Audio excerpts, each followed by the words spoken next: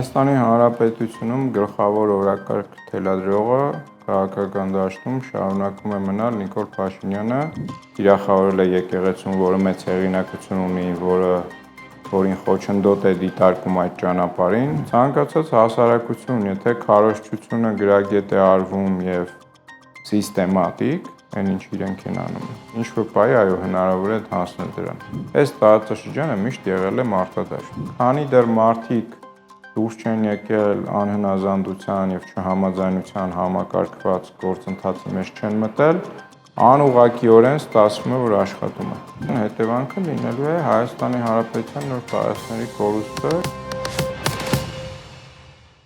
Բարև ձեզ, եթերում ուղի խոսքն է։ Այսօր ուղի խոսելու ենք Հայաստանի քաղաքական օրակարգի մասին։ Մեր հյուրն է պետական կառավարման փորձագետ, հանրային գործիչ Հովհաննես Ավետիսյանը։ Բարև ձեզ, պարոն Ավետիսյան։ Շնորհակալ ենք հրավերը ընդունելու համար։ Շնորհակալություն հրավերի համար։ Պարոն Ավետիսյան, Հայաստանում, ընդհանրապես աշխարհում իրադարձությունները զարգանում են ամեն ժամվա ընթացքում, ոչ արդեն օրվա ընթացքում, ամեն ժամ նոր իրականության ենք բախվում։ Հայաստանում կարծես թե այս պահին հարաբերական անդոր լինի։ Իհարկե չեն դադարել հայտարարությունները եկեղեցու հետ կապված, Նիկոլ Փաշինյանի այցը Թուրքիա, արձագանքները շարունակվում են, սակայն կա տպավորություն, որ նույն ինտենսիվությամբ չեն գործում։ Ձեր կարծիքով ինչով է սա պայմանավորված։ Հայաստանի Հանրապետությունում գլխավոր օրակարգ թելադրողը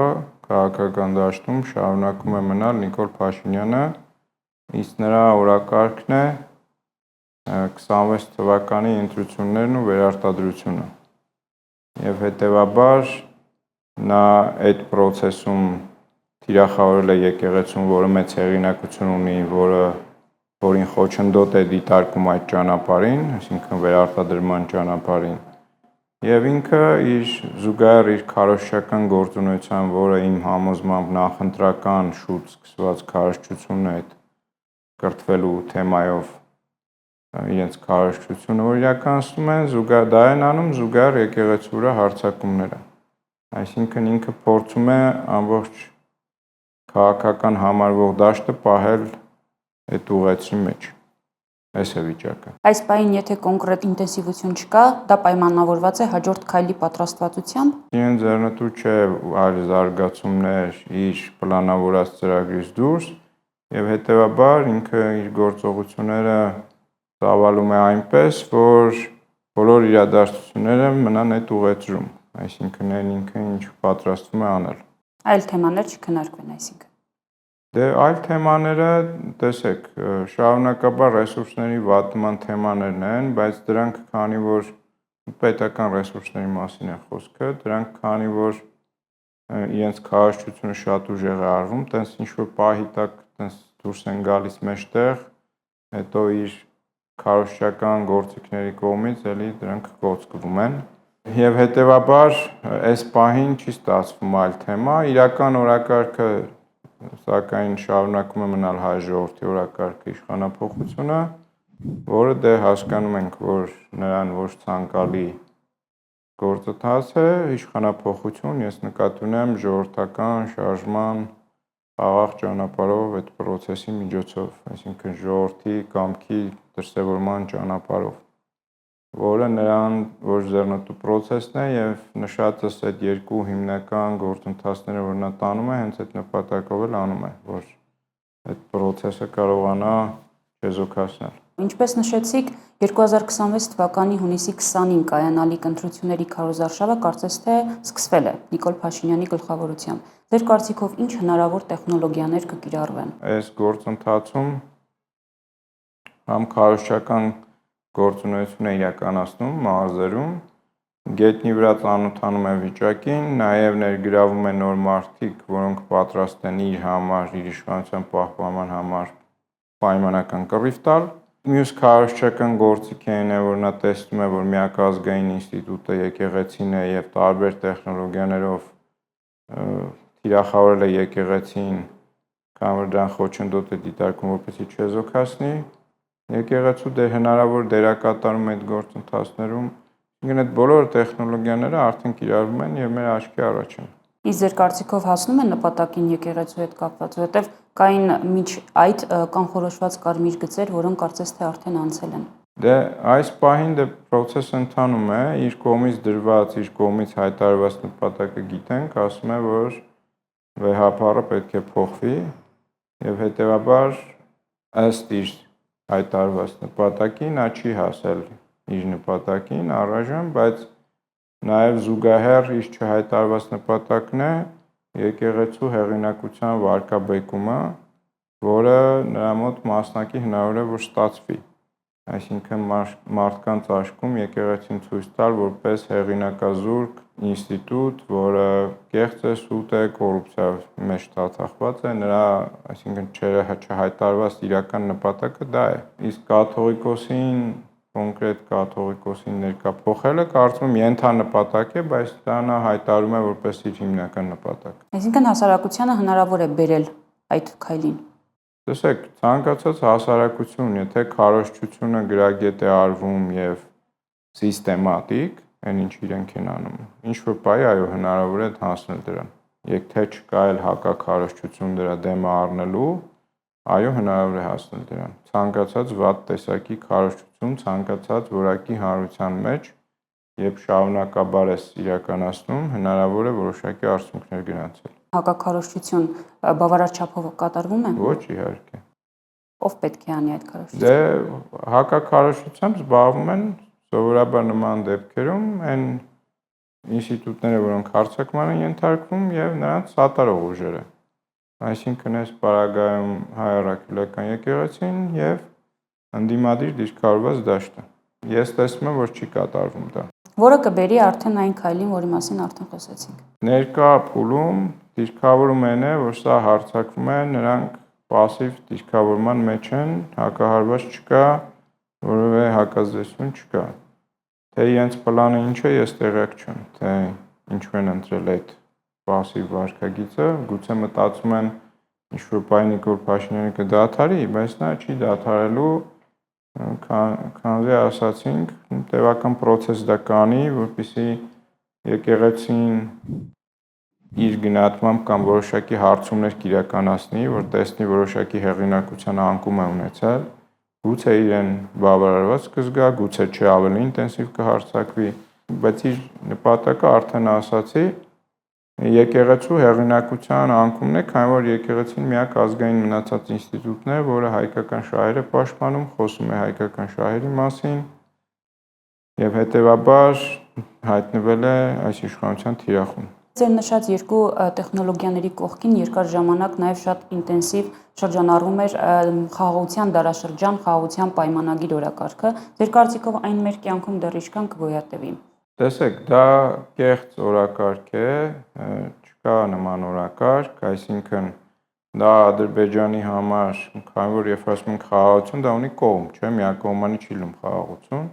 Իսկ այն կողմի համար դա ժամանակ է, ձգելու ժամանակ, ավելի ուժեղանալու,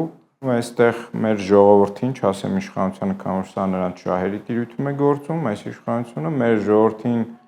խաբեության մեջ պահելու, որ հեսա կլինի խաղաղություն, այնինչ իրենք պատրաստում են նոր պատերազմի, նոր տարածքներ զավթելու եւ հետեւաբար այդ օրակարգը մեր ժողովրդի համար կեղծ օրինաց օրակարգ է, մեզ նոր արհավիրքների մեջ մտցնելու եւ նոր կորուստների ճանապարհով տանելու համար։ Բայց ամեն դեպքում աշխատում է այդ օրակարգը։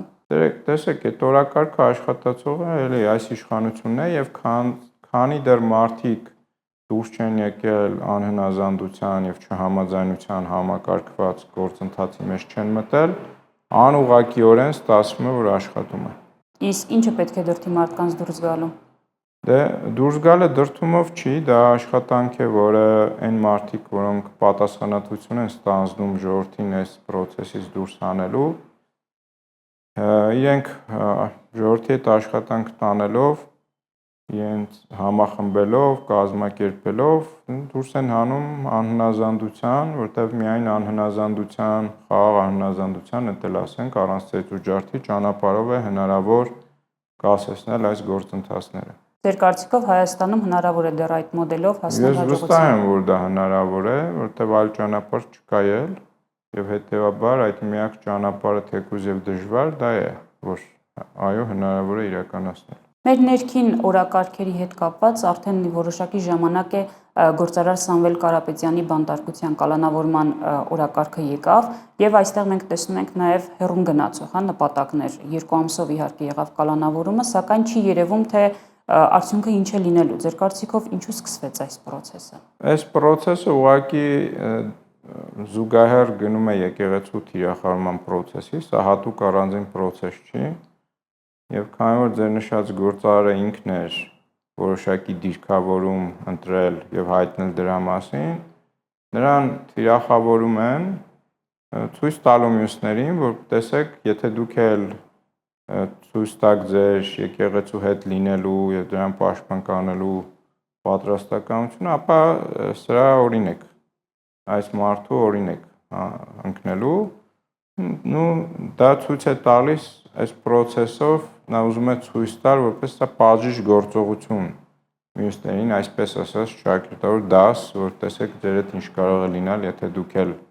դիրքավորվեք այն դաշտում, որը իմ համար թիրախային է։ Իսկ այստեղ Ռուսաստանի դերը չի խաղացվում։ Ես նման դեր չեմ տեսնում, դրանք հորինված են Նիկոլ Փաշինյանի քարոզիչների կողմից իշխանության, որը ինքը լինելով ամենամեծ ռուսական կամակատարը, որի իշխանությունը հլու հնազանդ կատարում է բոլոր ռուսական ցուցումները եւ գործում է նրանց շահերի տիրույթում, իր քարոզիչները կեղծ տենց քարոզչությամբ փորձում են հանրությանը արտաքին տենց վախի բան ստեղծելով, որ իբր այ տեսեք Ռուսաստանը մեզ էս կանի, մեզ են կանի, բայց իրականության մեջ Հայաստանին թուրքական ազդեցության դաշտ տանելու օրակարգն է իրենցը։ Եվ դա են հուշում նաև վերջի շրջանի կատարած այցը, իր գործողությունները, իր ամբողջ քարոզչական թեզերը, ցեղասպանության ճանաչումից հրաժարումը, Արցախի Ադրբեջանի կազմում ճանաչումը, այդ ամբողջը օրակարգեր են, որ դրանցից թուրքական շահեր սպասարկող շեղում է, իրենք փորձում են ռուսների նկատմամբ ատելությամբ ծածկել, այսինքն շեղել մարդկանց, որ ռուսները արեցին, ռուսներն են անում, իրանք են։ Նույնը Սամվել Կարապետյանի դեպքում, որովհետև եթե նայենք ենթակառուցվածքների տեսանկյունից, նույն հեծը ռուսական կապիտալով ընկերություն է, այնպես ինչպես գազային ընկերությունը, այնպես ինչպես երկաթգիծը, այնպես ինչպես տեղեկատվական կապի բոլոր ենթակառուցվածքները Հայաստանում, ու շատ այլ ենթակառուցվածքներ, այդ պարագայում այդ ռուսական գործոնին չի տեղ չի հիշատակվում, հենց այս մարդու դրվագով է հիշատակվում եւ հետեւաբար այս մարդը ուղղակի օգտագործվում է որպես բաժիշ գործողության ցուցիչ, որ տեսեք ձեր հետ այսպես կլինի, եթե դուք էլ հայտնվեք եկեղեցու կողքին։ Բաժիշ գործողությունը նպատակին հասնում է ձեր կարծիքով։ Ինչպես տեսնում եք, հասնում է, մարդը կալանավորված է 2 ամիս ժամկետով, դրանից հետո չգիտենք ինչ կլինի, ակնհայտ շինծու գործով քաղաքական հետապնդում է, եթե հանրությունը կամ ինչ-որ հատված չի իմբոստանում եւ չի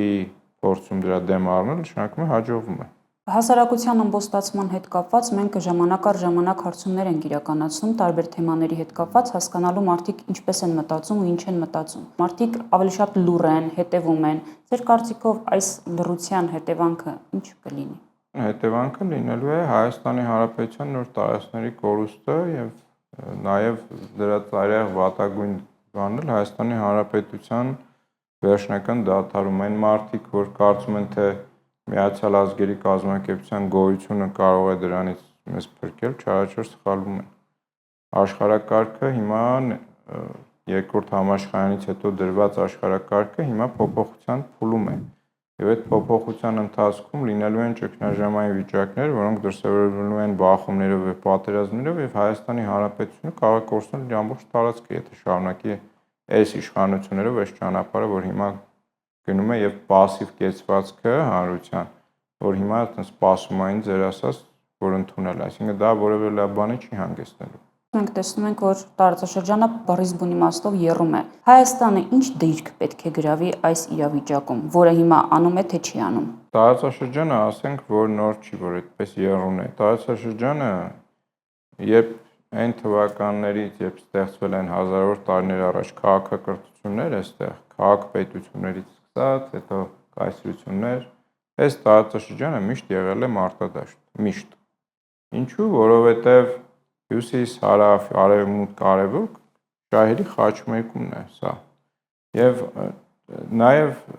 արձանագրենք քարտեզի վերցնենք, տեսնում ենք, որ այս տարածաշրջանում կա առնվազն 2 տարածաշրջանային տերություն եւ 1 գերտերություն, այսինքն Թուրքիա, Իրան եւ Ռուսաստան, որոնք երեքն էլ ունեն կայսերական նկրտումներ, հա։ Եվ այդ խաչմերուկում դրանց շահերի Հայաստանն է նաև գտնվում։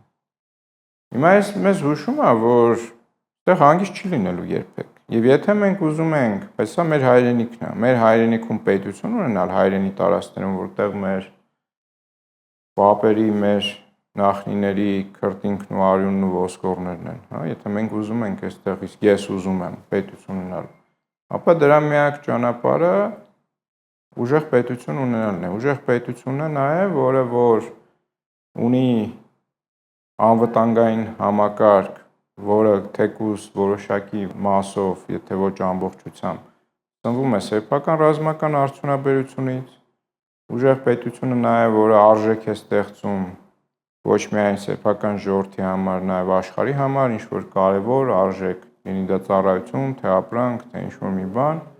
որ աշխարհը գիտի, կգնահատի, որ սա հայկական է եւ բացառիկ է։ Եվ մենք այդ ճանապարհի մեջ քանի չենք մտնում, Հայաստանի գոյությունը միշտ լինելու է վտանգված։ Ավելի պարզ ու հասկանալի մեզ լսողների համար եթե ասեմ, ապա մեր այս տարածաշրջանում գոյություն քարշ գալով չէ ոնց հիմա, այլ գոյություն ծաղկուն եւ զարգացող գոյությունը միակ հնարավոր որ կարող դա մեզ ապահովել, դա այն մոդելն է, ինչը որ կա ԱՄՆ եւ Իսրայել հարաբերության մեջ։ Այսինքն այդ մոդելը, բայց մեր դեպքում հնարավոր է միայն ոչ թե ես եմ դա այդպես ուզում, այլ շահերի եւ էլի մեր դիրքի մյուսի այդ համադրությունից երբ տեսնում ենք Ռուսաստան, Հայաստան այդ մոդելի կիրարկումը։ Միայն այդ դեպքում Հայաստանը կկարողանա այս տարածաշրջանում որոշակի ապահով դիրքավորում ունենալ եւ կայուն զարգացման ճանապարհի կանգնել։ Մնացած բոլոր դեպքերում, ինչպես տեսնում ենք հիմա այս իշխանության բնած ճանապարհին, մենք կորցնելու ենք տարածքներ եւ շարունակաբար մեր պետության գոյությունը կասկածի տակ է լինելու։ Այսինքն ռազմաքաղաքական դաշնակցային հարաբերությունները Ռուսաստանի հետ։ Դե տեսեք, էլի կրկնեմ, որ որևէ այլ պետության հետ Հայաստանի այս տարածաշրջանում գտնվելու գործակցությունը այդ նույն կարևորությունն ու ռազմավարական նշանակությունը չունի։ Ինչու՞։ Որտեղ Հայաստանի չգոյությունը ստեղծելու է թուրանական մեծ պետություն, ինչը որ Թուրքիայի ծրագիրն է, եւ Ադրբեջանը, որը Թուրքիայի ոտքն է Կովկասում այս տարածաշրջանում, հա, Հայաստանը ստեղծված այդ կեղծ պետությունը Հայաստանը հայկական գործոնը վերացնելու համար հենց այդ օրակարգի մաս է, այսինքն, որ Հայաստանը չեզոքացնեն, նույն իրենց բառերով ասած Զանգեզուրի միջանցք եւ այլն, այդ նույն օրակարգի մաս է, որպեսզի թուրանական թուրքախոս աշխարհի հետ, նույն Թաթարստան, Ղազախստան, գիտենք, չէ՞, որ դրանք բոլորը թուրքախոս պետություններ են։ Դառնան միասնական համակարգ, իսկ Ռուսաստանը շատ լավ հասկանում է, այդ թվում Իրանը, որ սա այս ծրագրի իրագործման դեպքում այս ամեն ինչը իրենց դեմ է լինելու առաջին հերթին։ Նրանք շատ լավ դա հասկանում են։ Հետևաբար Հայաստան պետության եւ ուժեղ պետության գոյությունը հենց առաջին հերթին այս երկու պետություններին են ձեռնտու։ Բայց քանի որ Իրանը ինքնին ունի լուրջ խնդիրներ, արդեն տասնյակ տարիներ սանկցիաների տակ է, Իրանն էլ լուրջ խնդիրներ ունի, այսինքն ինքը իրեն է հազիվ կարողանում պաշտպանել եւ իր շահերը մասնակերորեն սպասարկել, այդ նշածս երկու պետությունից մեզ մնում է Ռուսաստանի հետ գործակցությունը եւ նաեւ հաշվի առնելով որ մենք ունենք շուրջ 2 միլիոն ուժեղ համայնք այնտեղ, այսինքն մենք կարող ենք այնտեղ գալ մի վիճակի, որ ոչ թե Ռուսաստանն է մեզ թելադրում ինչ անել ինչպես հիմա, այլ մենք իր հետ դառնում ենք գործընկեր, որովհետեւ մենք կարողանում ենք չնսեմացնել իր շահերը այս տարածաշրջանում, միևնույն ժամանակ ունենալ իր աջակցությունը մեր շահերը սպասարկելու։ Իսկ այդ մեր շահերի մեջ է լինում օրինակ Արցախի հայկական լինելը, այդ թվում Նախիջևանի, այդ թվում այլ տարածքների, բայց դրանք տարիների աշխատանք են։ Մարդկանց հիշեցնենք, որ պետությունների շուրջ գործընթացները 1-2 տասնամյակի հարց չեն, դրանք դարերի տևական գործընթացներ են։ Այստեղ դրա համար էական օրակարգն է, եւ Հայաստանը հիմա շեղվել է այդ օրակարգից, ունենալով թուրքամետ իշխանություններ։ Հետեւաբար հայ ժողովրդի համար մեկ խնդիրն է ունենալ իշխանություն, որը սպասարկում է իր շահերը, բացառապես իր շահերը։ Իսկ բացառապես հայկական շահեր սպասարկող իշխանությունը կարողանալու է ուժեղ հայկական նշածս սահմանումով ուժեղ պետության հիմքերը դնել եւ հասնենք նրան, որ ռուսական լինի աջակցություն մեր օրակարգերին։ Իսկ դա ասացի թե ինչու նա պետք է անի, որտեղ իր շահերից է բխում այս տարածաշրջանում ունենալ միասնական թուրքական պետություն։ 2026 թվականի հունիսի 20-ի ընտրությունները կբերեն իշխանափոխության։ Ես չեմ կարծում, որ ընտրություններով հնարավոր է հեղափոխական ճանապարհով իշխանության եկած իշխանության հեռացնել։ Այդպես չի լինում։ Աշխարհում այդպիսի դեպք երբեք չի եղել, Հայաստանում էլ չի լինելու։ Այսինքն հասարակության ոտքի ելնելով ըմբոստանալով պետք է Այսինքն այստեղ միմիայն մարդկանց անհնազանդության ճանապարհով է լինելու խաղաղ անհնազանդության, սա էլ շեշտենք, որտեղ մենք այս պայմաններում մեզ այլունահեղություններ ոչ պետք են, մեզ ավելի իրար հանդեպ չարություն ու ատելություն պետք չի, մենք միասնական մեր շահեր սպասարկելու համար պետք է ոտքի կանգնենք եւ ունենանք, ստեղծենք, բերենք իշխանության հայկական շահեր սպասարկող ուժեր։ Շատ լավ, շնորհակալություն շատ, պարոն Ավետիսյան։ Եթերում ուղի խոսքներ, հետագա հաղորդումներին հետևելու համար բաժանորդագրվեք Լամեդիայի YouTube-յան ալիքին։ Հաջողություն։